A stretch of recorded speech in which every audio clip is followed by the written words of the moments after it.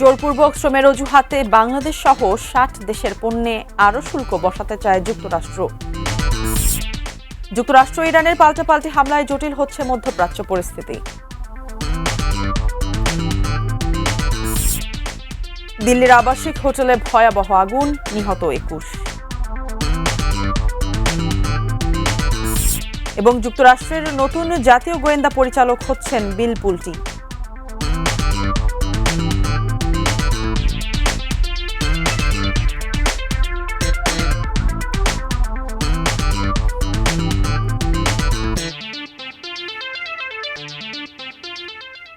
এটি নিউজ দেখছেন। দেশের বাইরের খবরাখবর নিয়ে আমাদের নিয়মিত আয়োজন অ্যারাউন্ড দ্য ওয়ার্ল্ডে আমন্ত্রণ জানাচ্ছি আমি মারিয়া শিমু। শুনছিলেন প্রধান শিরোনামগুলো, বিস্তারিত জানাবো। জোরপূর্বক শ্রমের মাধ্যমে উৎপাদিত পণ্যের বাণিজ্য রোধে ব্যর্থ হওয়ায় বাংলাদেশ সহ ৬০টি দেশের ওপর নতুন করে শুল্ক আরোপের প্রস্তাব দিয়েছে যুক্তরাষ্ট্র। এসব দেশের পণ্যের ওপর ১০ থেকে ১২.৫% অতিরিক্ত শুল্ক আরোপ হতে পারে।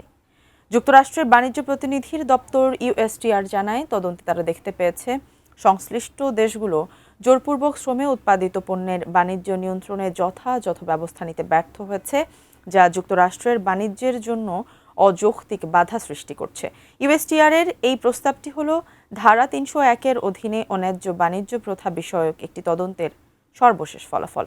ইউএসটিআর জানিয়েছে, তদন্তের ভিত্তিতে বাংলাদেশ, কানাডা, ইকুয়েডর, ইউরোপীয় union, Indonesia, Mexico, Pakistan, Argentina, Cambodia, El Salvador, Guatemala, Malaysia, Taiwan ও যুক্তরাজ্য সহ কয়েকটি দেশ থেকে আমদানির ওপর ১০% অতিরিক্ত শুল্ক আরোপ করা হবে।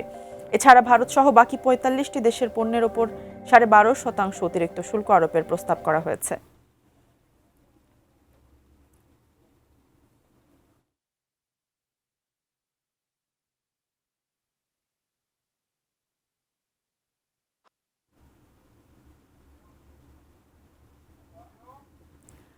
আবারও জটিল হচ্ছে মধ্যপ্রাচ্য পরিস্থিতি। যুদ্ধবিরতি আলোচনা যখন কার্যত ব্যর্থ হতে চলছে, তখন চাপ সৃষ্টির কৌশলের অংশ হিসেবে পাল্টাপাল্টি হামলায় মেতেছে যুক্তরাষ্ট্র ও ইরান। তেহরানের ওপর হামলা চালানোর খবর জানিয়েছে মার্কিন সামরিক বাহিনী। জবাবে ইরানও ড্রোন ও ক্ষেপণাস্ত্র ছুড়েছে মার্কিন ঘাঁটিতে। আরও জানাচ্ছেন সঞ্জিদা সিলভিয়া। শান্তির যে আশা তৈরি করেছিল এপ্রিলের অস্থায়ী যুদ্ধবিরতি, তা এখন কেবলই ধোঁয়াশা। যুক্তরাষ্ট্র ও ইরানের মধ্যকার স্নায়ুযুদ্ধ কূটনীতিক টেবিল পেরিয়ে এবার রূপ নিয়েছে সরাসরি সংঘাতে। মার্কিন সামরিক কমান্ড সেনকম জানিয়েছে, হরমুজ প্রণালীর কৌশলগত কেশম দ্বীপে ইরানের একটি যোগাযোগ টাওয়ার লক্ষ্য করে আত্মরক্ষামূলক হামলা চালিয়েছে তারা।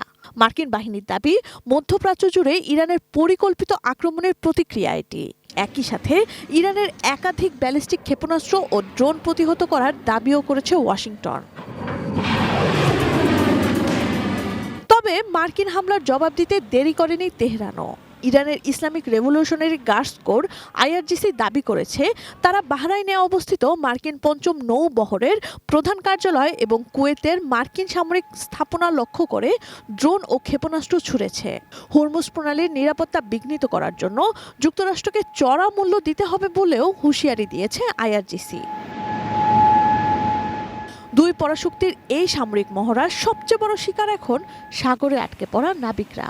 মার্কিন নৌ অবরোধ ও ইরানের অনমনীয় অবস্থানের কারণে হরমুজ প্রণালীতে ১৫০০-এরও বেশি বাণিজ্যিক জাহাজের প্রায় ২০,০০০ নাবিক মাঝ সাগরে অবরুদ্ধ। এই তালিকায় আছে বাংলাদেশি জাহাজ বাংলার জয়যাত্রাও। জাহাজটির প্রধান প্রকৌশলী রাশিদুল হাসান জানান, তীব্র গরমে সুপেয় পানির সংকট বেড়েছে। $১,৫০০ ১৮০ টন পানির দাম এখন বেড়ে দাঁড়িয়েছে $১১,০০০। সবশেষ ৮ এপ্রিলের যুদ্ধবিরতির পর বাংলার জয়যাত্রা সহ বেশ কয়েকটি জাহাজ প্রণালী পার হওয়ার চেষ্টা করলেও মার্কিন অবরোধ ও ইরানের অনমনীয়তায় তা ব্যর্থ হয়। দীর্ঘ ৩ মাসেরও বেশি সময় ধরে মাঝসাগরে অবরুদ্ধ থাকায় এসব নাবিকদের মধ্যে তীব্র শারীরিক ও মানসিক অবসাদ দেখা দিয়েছে। আন্তর্জাতিক মেরিটাইম সংস্থা আইএমও জানিয়েছে, দুপক্ষের হামলায় এ পর্যন্ত ১১ নাবিক নিহত হয়েছেন। নিখোঁজ রয়েছেন আরও একজন। Sanjida Silvia, desk report, ATN news. ইরানি ড্রোন ও ক্ষেপণাস্ত্র হামলায় কুয়েত আন্তর্জাতিক বিমানবন্দরে বড় ধরনের ক্ষয়ক্ষতি ও বেশ কয়েকজন আহত হয়েছেন।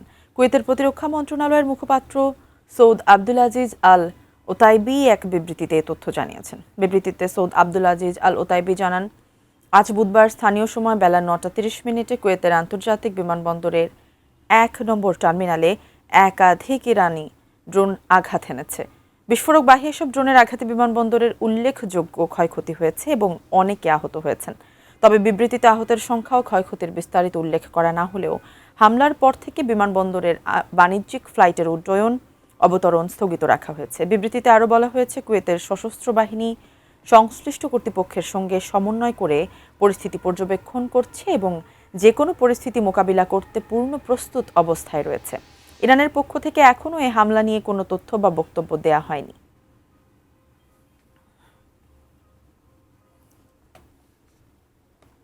রাশিয়ার ড্রোন ও ক্ষেপণাস্ত্র হামলায় ইউক্রেনে নিহতের সংখ্যা বেড়ে দাঁড়িয়েছে ২৩ জনে, আহত হয়েছেন আরও ১৩০ জন। শত শত ড্রোন ও কয়েক ডজন ক্ষেপণাস্ত্র দিয়ে মঙ্গলবার ইউক্রেনের বিভিন্ন স্থানে হামলা চালিয়েছে রাশিয়া। হামলার পর কিয়েভের প্রেসিডেন্ট ভলোদিমির জেলেনস্কি আশঙ্কা প্রকাশ করে জানিয়েছেন, তাদের গোয়েন্দা তথ্য অনুযায়ী মস্কো টানা দ্বিতীয় রাতের মতো আবারও বড় ধরনের হামলা চালাতে পারে। এক মাসেরও কম সময়ের মধ্যে কিয়েভের ওপর এটি রাশিয়ার তৃতীয় বড় হামলা। তিনি দেশবাসীকে সতর্ক থাকার আহ্বান জানিয়েছেন। জেলেনস্কি আরও বলেন, রাশিয়ার এই বিশাল হামলা ঠেকানোর মতো পর্যাপ্ত অস্ত্র বর্তমানে ইউক্রেনের কাছে নেই। তিনি জানান, মঙ্গলবার ১০০টি ড্রোন ব্যবহার করেছে রুশ বাহিনী। পরিস্থিতি মোকাবেলায় অতিরিক্ত প্যাট্রিয়ট ক্ষেপণাস্ত্র প্রতিরক্ষা ব্যবস্থা চেয়ে জেলেনস্কি গত সপ্তাহে মার্কিন প্রেসিডেন্ট ডোনাল্ড ট্রাম্প ও কংগ্রেসকে চিঠি পাঠালেও এখনও কোনো জবাব পাননি।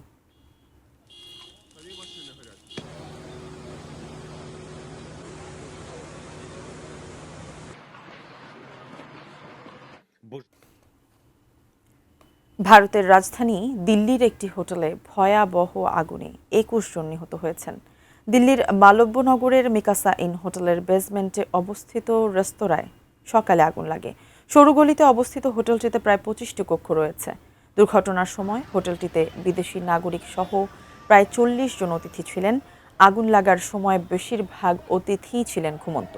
রেস্তোরাঁর কর্মরত শেফ কেশর সিং জানান, ভোরে একটি বৈদ্যুতিক চুলা জ্বালানোর সময় হঠাৎই আগুন ধরে যায়। কিছুক্ষণের মধ্যেই আগুন চারপাশে ছড়িয়ে পড়ে। নিহতদের প্রতি সমবেদনা জানিয়ে প্রত্যেকের পরিবারের জন্য ২ লাখ টাকা করে সহায়তার ঘোষণা দিয়েছেন প্রধানমন্ত্রী নরেন্দ্র মোদী। আহতদের ৫০,০০০ টাকা দেয়া হবে বলেও তিনি জানান।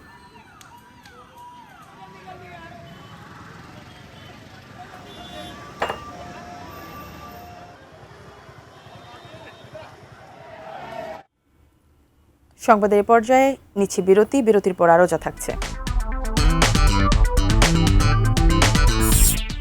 পাকিস্তানের নিরাপত্তা বাহিনীর অভিযানে ১৭ বিচ্ছিন্নতাবাদী নিহত এবং আগামী কয়েক সপ্তাহের মধ্যে বিশ্বব্যাপী তাপমাত্রা আরও বাড়ার আশঙ্কা।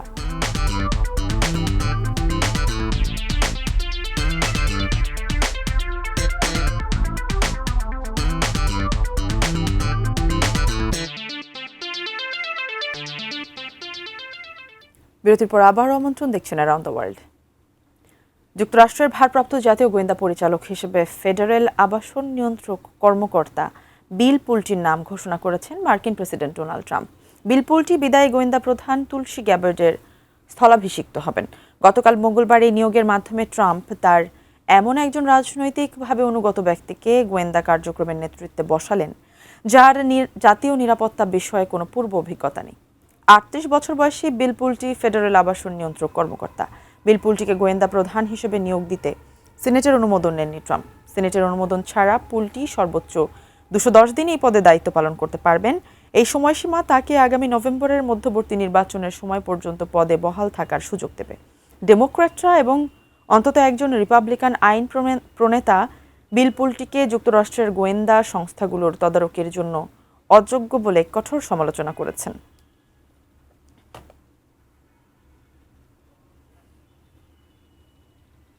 পাকিস্তানের দক্ষিণ পশ্চিমাঞ্চলীয় রাজ্য বেলুচিস্তানের ৫ জেলায় নিরাপত্তা বাহিনীর অভিযানে ১৭ জন বিচ্ছিন্নতাবাদী নিহত হয়েছেন। বুধবার এক বিবৃতিতে তথ্য জানিয়েছে পাকিস্তানের সেনাবাহিনীর আন্তঃবাহিনী সংযোগ দপ্তর। ISPR। বিবৃতিতে বলা হয়েছে, গোপন সামরিক তথ্যের ভিত্তিতে বেলুচিস্তানের ম্যাস্টাং, নুশকি, জেহরি, খুজদার এবং কেচ জেলায় অভিযান চালিয়েছে সেনা পুলিশ যৌথ বাহিনী। আরও বলা হয়েছে, গত 24শে মে বেলুচিস্তানের রাজধানী কোয়েটা থেকে খাইবার পাখতুনখোয়ার রাজধানী পেশোয়ারগামী একটি ট্রেনে হামলার পর এই অভিযানের সিদ্ধান্ত নেওয়া হয়েছিল। গত 24শে মে কোয়েটা থেকে পেশোয়ারগামী সেই ট্রেনটি সেনা কর্মকর্তা, সেনা সদস্য এবং তাদের পরিবারের সদস্যদের জন্য বরাদ্দ ছিল। বোমা বিস্ফোরণের জেরে ট্রেনটিতে 24 জন নিহত হয়েছিলেন, আহত হয়েছিলেন আরও 70 জন। বিবৃতিতে আরও দাবি করা হয়েছে, বিচ্ছিন্নতাবাদী সন্ত্রাসীরা ভারতের মদতপুষ্ট এবং তাদের বিরুদ্ধে একাধিক অপরাধমূলক কাজে সংশ্লিষ্টতার রেকর্ড পুলিশ স্টেশনগুলোতে রয়েছে।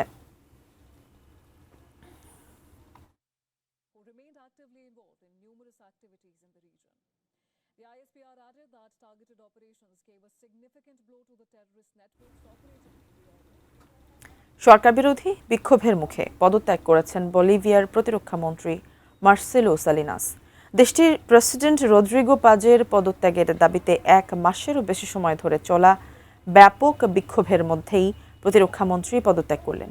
বলিভিয়ার বিভিন্ন গণমাধ্যম জানিয়েছে, সালিনাসের স্থলাভিষিক্ত হয়েছেন আর্নেস্তো জাস্টিনিয়ানো। তিনি একজন জুনিয়র মন্ত্রী এবং দেশের মাদক বিরোধী অভিযানে প্রধান হিসেবে দায়িত্ব পালন করছেন। এর আগে দেশটির শিক্ষামন্ত্রী বিয়াত্রিজ গার্সিয়াও মঙ্গলবার পদত্যাগ করেন। মে মাসের শুরুতে বিক্ষোভের পরিপ্রেক্ষিতে প্রেসিডেন্ট রদ্রিগো পাজ তার মন্ত্রিসভা পুনর্গঠনের ঘোষণা দেন। স্থানীয় গণমাধ্যমের খবর অনুযায়ী এই রদবদলে প্রেসিডেন্টের সঙ্গে শ্রমমন্ত্রী এডগার মোরালেসের বোঝাপড়া না হওয়ায় তিনি পদত্যাগ করেছেন। 4 দশকের মধ্যে সবচেয়ে ভয়াবহ অর্থনৈতিক সংকট মোকাবিলায় সরকারের কার্যকর পদক্ষেপ দাবি করে দেশটির শ্রমিক, কৃষক, খনি শ্রমিক, পরিবহন কর্মী ও শিক্ষকরা বিক্ষোভ চালিয়ে যাচ্ছেন।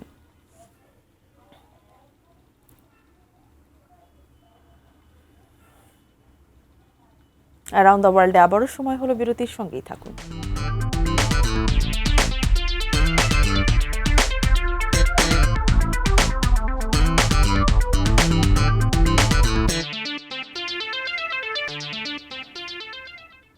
বিরতির পর আবারও ফিরে এলাম অ্যারাউন্ড দ্য ওয়ার্ল্ডে।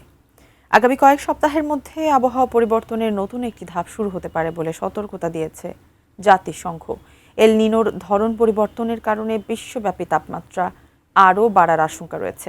জাতিসংঘের বিশ্ব আবহাওয়া সংস্থা WMO জানিয়েছে, 2026 সালের বাকি সময়টাতে এল নিনো আরও শক্তিশালী হতে পারে, যা পুরো বিশ্বের আবহাওয়া আরও বাড়িয়ে দেবে। জাতিসংঘের এই সতর্কতার আগে বিশ্বের বিভিন্ন আবহাওয়া সংস্থা এবছরের এল নিনোকে সুপার এল নিনো হিসেবে অভিহিত করেছে। তবে এল নিনো কখন শুরু হবে সেটি ধারণা করা খুব কঠিন। এবছর এল নিনোর প্রভাব কখন শুরু হবে সেটি দেখতে বিজ্ঞানীরা মধ্য প্রশান্ত মহাসাগরের উপর নজর রাখছেন। এল নিনো সৃষ্টি হয় যখন বাতাসের দিক বদলের কারণে প্রশান্ত মহাসাগরের পানি উষ্ণ হয়ে যায়, যার প্রভাব পড়ে পুরো বিশ্বে। সমুদ্রের পানি গরম থাকার কারণে বিশ্বের আবহাওয়াও গরম হয়ে যায়। আসন্ন এল নিনো রেকর্ড সৃষ্টিকারী হতে পারে বলে জানিয়েছে যুক্তরাজ্যের আবহাওয়া অফিস। দৈর্ঘ্যে প্রায় 1 মাইল, প্রস্থে 800 ফুট, উচ্চতায় 30 তলা থাকবে স্টেডিয়াম, উদ্যান, জাদুঘর, শিক্ষা প্রতিষ্ঠান, গবেষণা কেন্দ্র, হাসপাতাল, বাজার, রেস্তোরাঁ, আবাসন, আরও কত কি।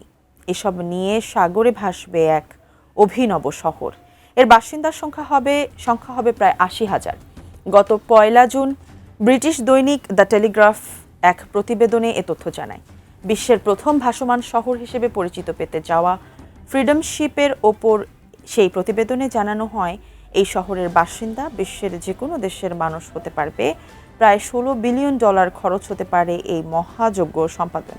জাহাজটির ওজন হবে 23 লাখ টন।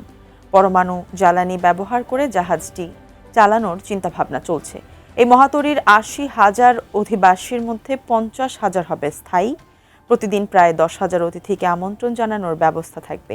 এই 60,000 মানুষের পরিষেবা নিশ্চিত করতে থাকবে প্রায় 20,000 কর্মী। এমন বিলাসবহুল জাহাজে থাকবে বহুতল হোটেল, 15,000 দর্শক ধারণ ক্ষমতার stadium, convention centre, water park ও সাংস্কৃতিক অনুষ্ঠানের জন্য সিম্ফনি হল। প্রতি 2 বছরে একবার পৃথিবী প্রদক্ষিণ করবে জাহাজটি। যে বিস্ময়কর জাহাজ ফ্রিডম শিপের গল্প বলা হচ্ছে তা এখনও সাগরে ভাসেনি।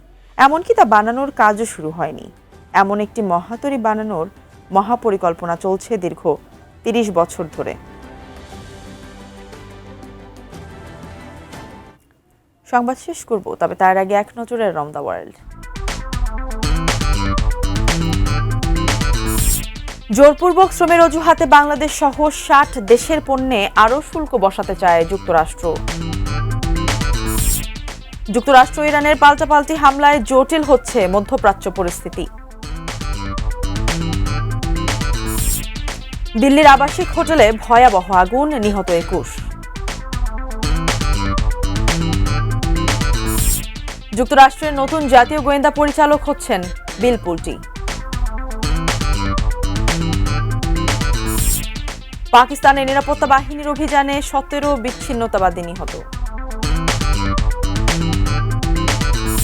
এবং আগামী কয়েক সপ্তাহের মধ্যে বিশ্বব্যাপী তাপমাত্রা আরও বাড়ার আশঙ্কা।